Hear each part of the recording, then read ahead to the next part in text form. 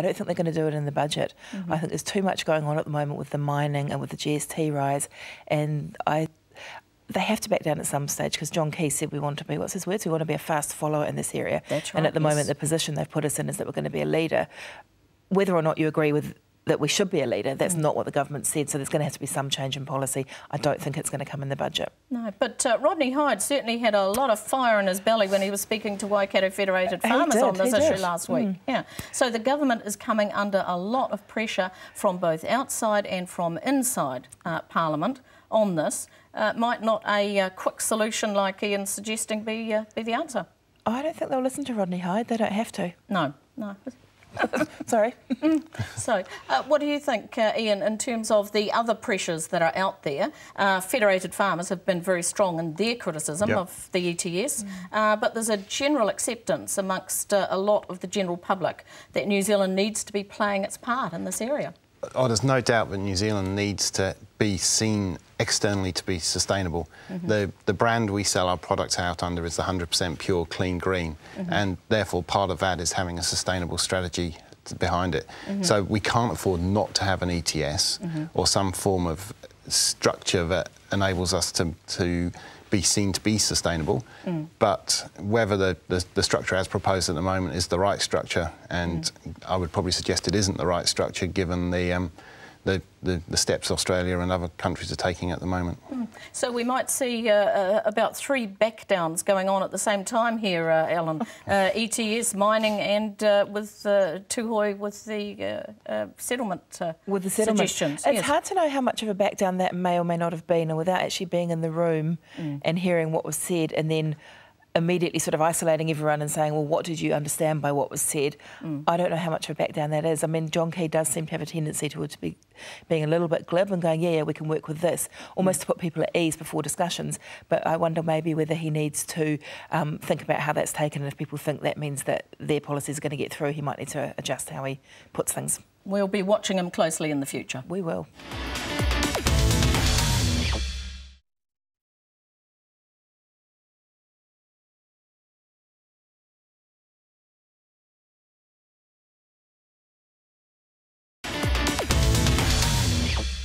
Welcome back.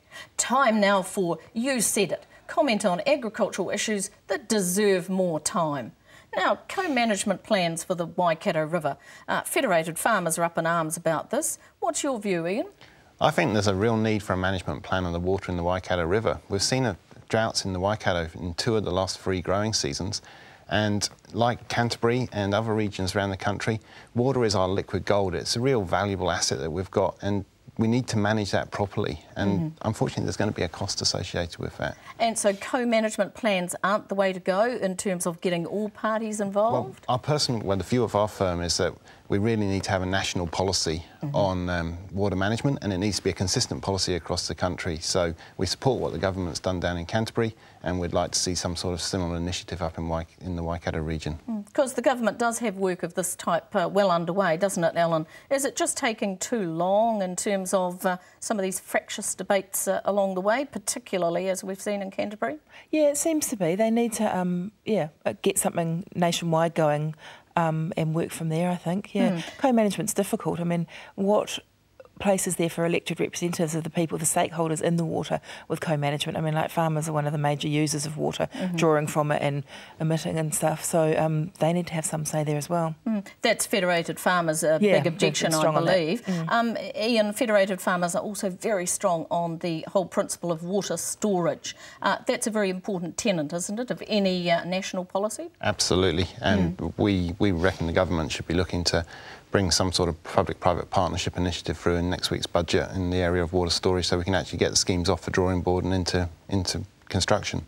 So it might be likely we could see something along those lines there? We would hope so. I wouldn't say it's likely.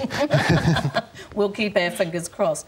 Now, Ellen, there was another story this week on Campbell Live. 2 instances, first of a wakeboarder falling in the Waikato River and developing rather nasty cellulitis, and then of a family dog going for a dip and dying very shortly afterwards. This raises some pretty big questions about water quality, doesn't it? It does, but I think there are big questions about water quality despite these two stories, which may or may not have been related or isolated. I mean, it's very easier for the media to grab onto sensational things like that. There's definitely some issues with the water quality. Various reports come out and rank us and things. We actually don't do as badly as a lot of countries with a similar dairying trade. There's one that was out, we were talking about it in the office this week, I can't remember the name of it right now, but it was out, and we ranked about 15th in a list of about 80 countries so for water not quality. That bad. No, we're ahead of Denmark, which is lots of dairying, and we were ahead of Australia, which is, I'm surprised it has any water anyway, but yeah, but what water it does, it was about 50. So it's definitely bad and it does need to be managed, but I think we need to calm down a little bit with the scare tactics. Yeah, I guess a lot of the objection would be in terms of putting forward our clean, green image, and then we've got this sort of level going on. How do we reconcile the two? We keep going with the clean, green image, but we also work very hard behind the scenes to back it up. So, as I said, we definitely do need to address the water quality, but I think we need to take some responsibility for how we report the situation. It's so hard to know. Right. OK, well, moving on to Craig Norgate. It's been an awful lot of comment in the media over the last week. What's going to happen here? Ellen, what's the next chapter in Craig's book? Well, it'll be exciting to see, won't it? Because he has really huge, big ideas for the industry, whatever he comes up with. This chapter is over for him. It's a shame, but it's just the financial structures didn't go right, and it's in the hands of the receivers, and there's nothing he can do about that. I hope he doesn't feel too tainted personally or everything, and I hope he doesn't give up, that he goes back to the drawing board, has another go, maybe gets more people on board and bring it on. He's a man with good ideas. We need more entrepreneurs like this in New Zealand, don't we, Ian? I think Craig has been a visionary for the agribusiness segment in New Zealand over the last 15 years. And if we're going to make that step change to position our industry where we can maximise the value to farmers, growers and everybody, all stakeholders, we do need more people like Craig with that big vision and the ability to get in and get on and get it done. OK. Well, moving on to former Minister of Agriculture, Jim Anderton. He's been around the traps for a long time and now he's talking of running for Christchurch Mayor. What do you think, Ellen? He's going to make a big difference? Yeah, I think he will, because one of the complaints you often hear from local government is a lack of access to central government. He's been in Parliament, i.e. central government, for so long. He's got a good understanding of the processes, the systems, how to work for his electorate. He's always been very strongly linked to his electorate and supportive of them. He's got the right, as I said, the right contacts in central government. Bring it on, I think he'd be great. Now, another TV item, this time on 60 Minutes, Ellen. A young Northland farming couple who say they're being forced into exactly the same position as Alan Crafer. The bank is telling them they need to sell. Is this the tip of the iceberg here? Are we getting more of these cases coming through? What's the situation? Yeah, I think we are, unfortunately.